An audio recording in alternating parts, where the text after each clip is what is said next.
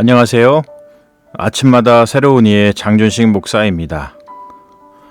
오늘은 시편 33편을 묵상하면서 하루를 열어봅니다. 의와 정직은 하나님의 성품이죠.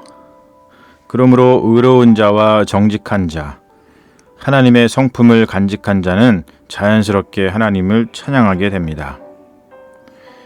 반대로 우리가 하나님을 찬양하고 있다면 그것은 우리가 하나님의 성품을 간직하고 있다는 증거가 될 것입니다. 하다못해 하나님의 성품을 닮아가려고 노력하는 중이라고 말할 수 있겠죠. 시인은 우리에게 새 노래로 하나님을 찬양할 것을 주문하고 있는데요. 그러면서 시인은 우리가 하나님을 새 노래로 찬양해야 하는 이유에 대하여 세 가지를 제시합니다. 이것은 매우 장엄하고 위대한 통찰입니다. 그리고 우리가 하나님을 찬양할 때 유념해야 하는 아주 근본적인 찬양의 이유이기도 하죠. 우리가 하나님을 새 노래로 찬양해야만 하는 이유에 대하여 시인은 과거, 현재, 미래로 나누어서 서술하고 있는데요. 과거는 하나님의 창조에 대한 이야기를 담고 있고, 현재는 하나님의 통치를 담고 있고, 미래는 하나님의 헤세드, 즉 하나님의 언약적 사랑에 대한 이야기를 담고 있습니다. 창조 신앙은 기독교인의 신앙에 있어 가장 기본이 되는 신앙이죠. 여기서 유념해야 할 것은 창조 신앙 또는 창조 신학을 창조 과학과 혼동해서는 안 된다는 것인데요. 주로 근본주의 신앙을 가지고 있는 기독교인들이 창조 과학을 주장하고 있죠. 창조 과학은 한마디로 성경의 진술을 가지고 과학을 풀어보려고 하는 것인데요.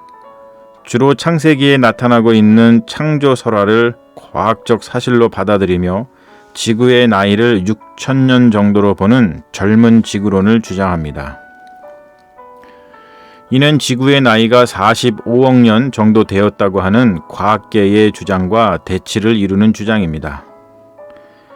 겉으로 보면 창조 과학을 주장하는 이들의 신앙이 무지 신실한 것 같으나 한 번만 더 생각을 해보면 상식에서 벗어난 이야기를 할 뿐 아니라 과학을 배척함으로써 갈등을 조장하고 기독교 신앙의 우경화를 기획하고 있다는 것을 알 수 있습니다.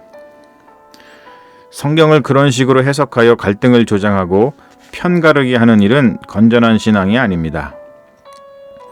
창조 신앙 또는 창조 신학은 현대 과학과 적극적인 대화를 합니다.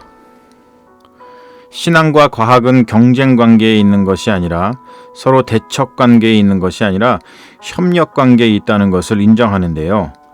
신앙과 과학은 둘 다 진리를 추구한다는 공통 분모가 있기 때문이죠. 창조신앙의 가장 중요한 원리는 모든 생명, 모든 만물을 존재 가능케 하시는 분은 하나님이시다라는 고백입니다. 폴 틸리 같은 위대한 신학자는 그래서 하나님을 아예 God이라고 표현하지 않고 Ground of Being, 존재의 근거라고 표현하기도 했죠. 성경, 신앙의 용어를 철학, 문화의 용어로 바꾸어 세상과 적극적으로 기독교 신앙에 대하여 소통하려고 했던 폴 틸리히의 노력은 현대 기독교인들이 따라야 할 모범이라고 생각합니다. 시인은 하나님의 현재적 통치를 말하고 있는데요. 이는 창조주 하나님께서 당신의 창조물 안에서 역사, work 하신다는 것을 말합니다. 인간의 역사, 인간의 히스토리는 창조주 하나님과 상관없는 딴 나라 이야기가 아니라 인간의 역사는 창조주 하나님 안에 있다는 뜻이죠. 그렇기 때문에 우리는 하나님의 현재적 통치를 경험할 수 있는 것이고 하나님의 통치는 우리에게 구원으로 경험되기 때문에 매일 발생하는 그 구원의 경험 속에서 우리는 새 노래로 하나님을 찬양하지 않을 수 없는 것이죠. 시인은 또한 미래의 소망을 노래합니다. 우리가 미래를 소망 가운데 노래할 수 있는 이유는 하나님의 헤세드, 언약적 사랑 때문입니다. 20세기 최고의 신학자 중 한 명인 그리고 현존하는 최고의 신학자로 불리는 몰트만이 쓴 20세기 최고의 신학서적 중 하나로 불리는 희망의 신학에 보면 이런 말이 있습니다. 제가 이렇게 최고의 수식어를 붙여서 화려하게 소개하는 이유는 기독교인이라면 희망의 신학을 반드시 읽어봤으면 하는 바람 때문인데요. 아무튼 이 책을 보면 몰트만은 이렇게 말하고 있습니다. 객관적인 시간이 진보를 이룩하는 것은 아니다. 인간의 활동이 미래를 만드는 것도 아니다. 미래는 그리스도 사건 자체의 내적인 필연성이다. 우리는 하나님의 사랑이 그냥 감정적인 사랑이 아니라 언약적 사랑이라는 것을 반드시 알아야 합니다. 감정적 사랑은 당연히 상대방이 나한테 하는 것 봐서 반응을 하는 사랑이겠죠. 상대방이 잘하면 나도 잘하고 상대방이 못하면 나도 못하고 대개 이것을 인과응보적 사랑이라고 합니다. 우리는 대개 이러한 사랑을 하죠. 그런데 하나님의 사랑은 그러한 인과응보적 사랑이 아니죠. 하나님의 사랑은 헤세드입니다. 언약적 사랑입니다.